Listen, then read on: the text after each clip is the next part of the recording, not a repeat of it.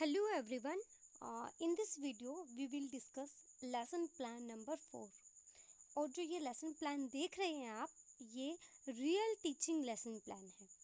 सबसे पहले आपको एंट्रीज लिखनी होती है, लेफ्ट साइड में 3 एंड राइट साइड में 3। सबसे पहले PT's roll number, subject, topic, फिर क्लास, डेट एंड ड्यूरेशन।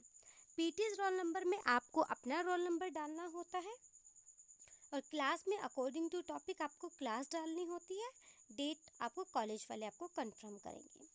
उसके बाद जो है आपको इंस्ट्रक्शनल टीचिंग एड्स आपको लिखनी होती है। इनको हम इंस्ट्रक्शनल एड्स भी बोलते हैं और टीचिंग एड्स भी बोलते हैं।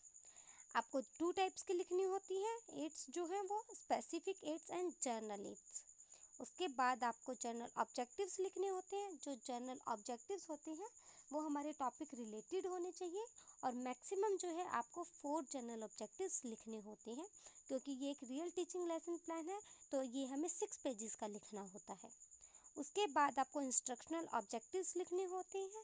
यहाँ पर ये instructional objectives knowledge, understanding. Next page पर चलते हैं। ये हमारा नेक्स्ट पेज है।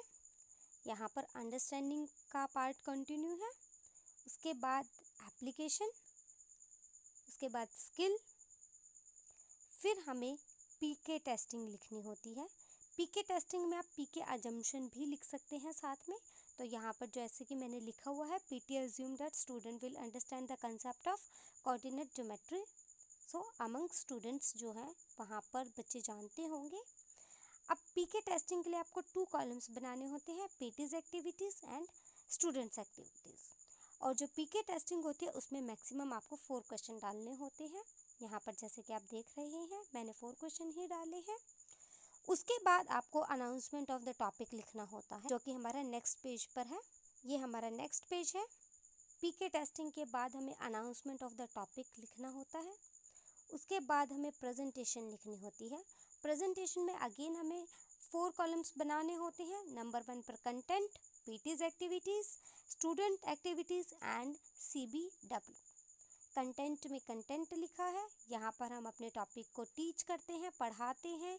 जो टॉपिक हमें लिखना है वो हमने लिखा हुआ है, जो कंटेंट आप पढ़ाना चाहते हैं। उसके बाद जो है यहाँ पर टॉपिक ही हम एक्सप्लेन कर रहे हैं। आप चाहे तो इसका स्क्रीनशॉट भी ले सकते हैं। अब हम पेज नंबर 4 पर चलते हैं। ये हमारा पेज नंबर 4 है। यहाँ पर जो कंटेंट है, आपको अगर लग रहा होगा कि ये तो बिल्कुल ब्लैंक ब्लैंक है, अगर आप थोड़ा खाली खाली आपको लग रहा है तो कंटेंट में आप जो कंटेंट पढ़ा रहे हैं वो लिख सकते हैं। और अगर आपको लग रहा है कि ये ब्लैक बोर्ड भी मुझे खाली खाली लग रहा है तो आप यहाँ पर अपना चाहे तो आप अपना बोर्ड भी पेस्ट कर सकते हैं। अपना जो ब्लैक चार्ट है आप वो पेस्ट कर सकते हैं। यहाँ पर ये टॉपिक जो प्रेजेंटेशन है, उसके बाद ये देखिए जैसे मैंने यहाँ क्वाड्रेंट डाला है। ऊपर अगर आप चाहें, अगर आपको लगे ब्लैंक ब्लैंक है तो आप लिख सकते हैं, अदरवाइज़ कोई ऐसी इशू वाली बात नहीं है। अब हम नेक्स्ट पेज पर चलते हैं। ये हमारा नेक्स्ट पेज है।